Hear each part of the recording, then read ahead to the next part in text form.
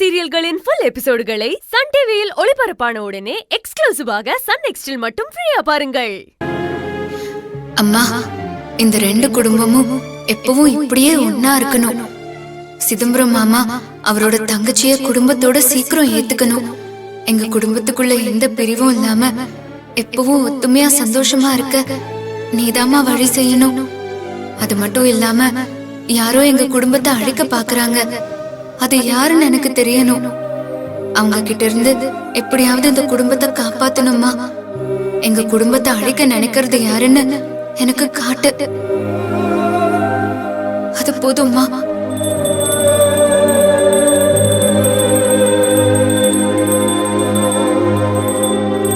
அம்மா, எல்லாரையும் காப்பாத்து. செல்லம், அம்மா ஆசைப்படி நல்லபடியா பொங்கல் வச்சாச்சு, சாமியும் கும்பிட்டாச்சு. ஆமாப்பா, ரொம்ப நல்லா இருந்துச்சு.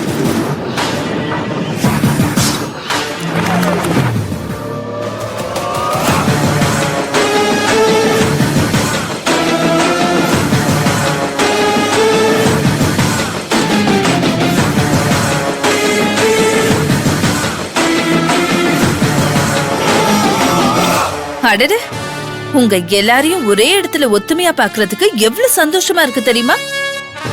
அதுவும் ரெண்டு குடும்பமும் ஒன்னா கோவிலுக்கு வந்திருக்கீங்க. சிதம்பரம், ஓடி போன உன் தங்கச்சி வந்துட்டா போல இருக்கே. அவளை மன்னிச்சு குடும்பத்தோட ஏத்துக்கிட்டியா? நான் கூட உன்னை என்னமோன்னு நினைச்சேன். ஆனா நீ வேற லெவல். எல்லாரும் உன்னை கோபக்காரன்னு சொல்லுவாங்க. ஆனா நீ நல்ல மனசுக்காரன் நிரூபிச்சுட்ட. இதான் கோபம் இருக்கிற இடத்துல குணம் இருக்கும்னு சொல்லுவாங்க. உங்களை ஒத்துமையா பார்த்ததுல எனக்கு எவ்வளவு சந்தோஷம் தெரியுமா? யாருக்கு? உனக்கா? மறுபடியும் உன் நடிப்பை நாங்க நம்புவோம்னு நினைச்சிராத. நாங்க எல்லாரும் உயிரோட இருக்கோமா இல்லையான்னு பார்க்க தானே வந்திருக்க. நீ கவலைப்படாத. இந்த அம்மன் எங்களை காப்பாத்திட்டா. என்னைக்கா இருந்தாலும் அவளோட ஆசீர்வாதம் எங்க எல்லாருக்கும் இருக்கும். உன் சூழ்ச்சியில மாட்டி சிக்கி தவிக்கிற அளவுக்கு என்னைக்குமே அவ எங்களை கைவிட்டுற மாட்டா. பாப்பா மீனா, எதுக்கு வீணா கத்திக்கிட்டு இருக்க? இது கோவில்மா, பொதுமக்கள் வந்து போற இடம். இங்க இப்படி எல்லாம் பேசக்கூடாது, புரிஞ்சுதா? அது மட்டும் இல்லாம பெரியவங்க பேசிட்டு இருக்கும் போது சின்ன பிள்ளைங்க இப்படி குறுக்க குறுக்க பேசிக்கிட்டே இருக்க கூடாது. அதுவும் நீ எல்லாம் பேசவே கூடாது.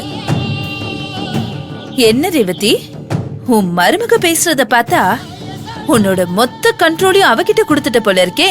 அது சரி, வீட்டுக்கு மருமக வந்தா அவகிட்ட பொறுப்பை கொடுத்துதானே ஆகணும். அதுக்காக எல்லா பொறுப்பையும் கொடுத்துருவியா என்ன? நாளைக்கே உன் தலை மேல உட்கார்ந்தாலும் உட்கார்ந்துருவா. ஏய், என் மருமகளை பத்தி எனக்கு தெரியும். அவ என்னைக்கும் அடுத்தவங்கள கஷ்டப்படுத்தி வாழ்றவ இல்ல. கஷ்டத்துல இருக்கிறவங்கள காப்பாத்தியே பழக்கப்பட்டவ. அவளை பத்தியெல்லாம் நீ பேசாத. பாருடா, மருமகளுக்கு இவ்ளோ சப்போர்ட் பண்ற. வழக்கமா மாமியாரும் மருமகளும் அடிச்சுப்பாங்கன்னு தான் கேள்விப்பட்டிருக்கேன். நீ உன் மருமக மேல இவ்ளோ நம்பிக்கை வச்சிருக்கேன்னா கண்டிப்பா மீனாவை பாராட்டிதான் ஆகணும். உன் பாராட்ட இங்க யாரும் கேட்கல. நீ உன் வேலையை பார்த்துட்டு முதல்ல கிளம்பு. குடும்பம் ஒன்னா சந்தோஷமா இருக்குங்கிற தெம்புல பேசிட்டு இருக்கல. நேத்து பிரிஞ்சிருந்த குடும்பம் இன்னைக்கு ஒன்னா இருக்கிற மாதிரி, இன்னைக்கு ஒன்னா இருக்கிற குடும்பம் நாளைக்கு பிரியாமலா போயிடும்.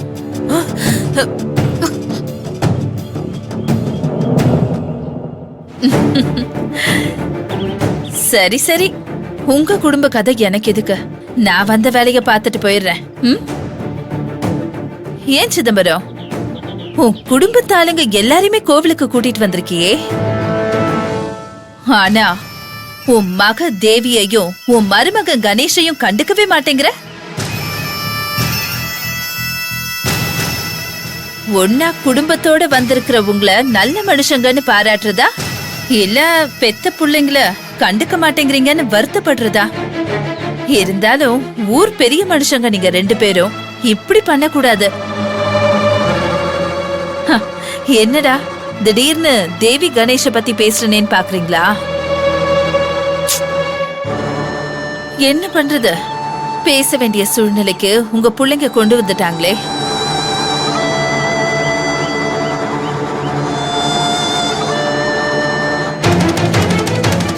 சொல்லக்கூடாதுன்னு நினைச்சேன். ஆனா வேற வழி இல்ல, உண்மையை சொல்லிதான் ஆகணும்.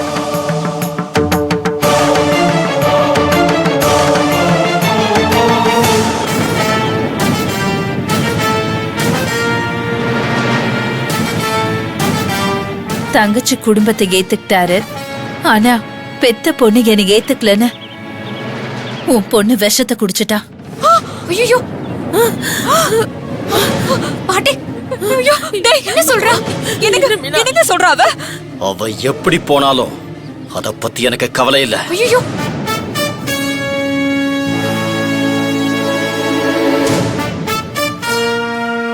ஐயோ மாமா, சிதம்பரம், உன் உதடுகள் தான் கவலை இல்லைன்னு சொல்லுது. உன் மனசு உன் பொண்ணுக்கு என்னாச்சோ ஏதாச்சோன்னு தவிக்கிறதை என்னால புரிஞ்சுக்க முடியுது. தேவிக்கு என்னாச்சு? என்ன பண்ண அவள? மீனா, அவளை நான் என்ன பண்ண போறேன்? எனக்கும் அவளுக்கும் என்ன இருக்கு? என்னை எதிரியா நினைக்கிற சத்தியமூர்த்தி சிதம்பரத்தோட பிள்ளைங்கன்னு தெரிஞ்சோம் நான் அவங்களுக்கு பாதுகாப்பு தான் கொடுத்திருக்கேன். என்ன போய் என்னமா என்ன பண்ணன்னு கேக்குற? பாவம் அந்த குழந்தைங்கள நான் என்ன பண்ண போறேன்? ஏய், நீ போய் சொல்ற. நீ அவங்கள என்னமோ பண்ணிட்டு இங்க வந்து நாடகம் போட்டுட்டு இருக்க. என்ன பண்ண அவங்கள?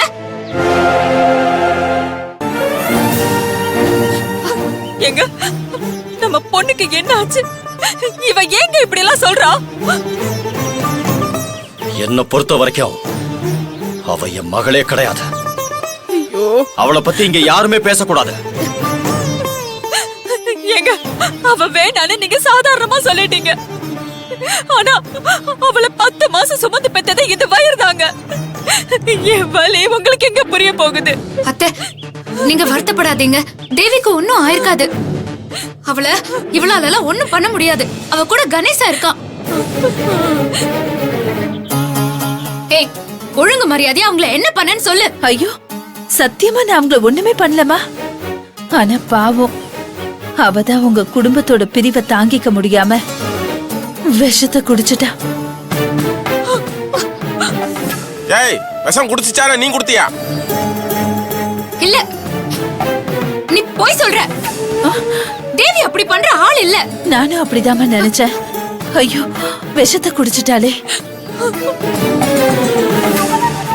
இல்ல, நீ போய் சொல்ற. நான் உன்னை நம்ப மாட்டேன்.